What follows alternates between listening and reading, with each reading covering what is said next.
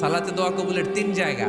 একটা হচ্ছে তাকবীরে তাহরিমার পরে আমরা সানা পড়ি না, আমরা তো একটা পড়ি, আল্লাহর হাবিব সুন্নাহ এবং নফল নামাজে আরো পড়তেন সানা, ওই দোয়া কবুল হয়। 2 নম্বর জায়গা সালাতে সেজদায় পড়ে দোয়া করলে কবুল হয়। আকরাবু মা ইয়াকুনুল আবদু মির রাব্বিহি ওয়া হুয়া সাজিদ ফাকসিরু ফীহি দুআ। বান্দা যখন সেজদায় লুটিয়ে পড়ে বান্দা আল্লাহর সবচেয়ে কাছে চলে যায়। তা কিন্তু বিশ্বনবী বলে সেজদাটা তোমার রবের কুদরতি পায়ের উপরে পড়েছে, সেজদায় পড়ে দোয়া করেন। সালাম ফিরানোর আগে বিশ্বনবী দোয়া করতেন, লা ইউসাল্লিমান্না আহাদুকুম হাত্তা ইয়াতাআওয়াযা মিন আরবাআ।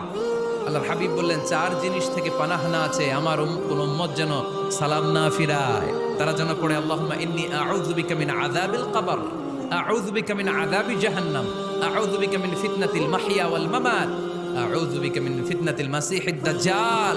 আল্লাহ কবরের আযাব থেকে বাঁচাও, আল্লাহ জাহান্নামের আগুন থেকে বাঁচাও, আল্লাহ জীবন মরণ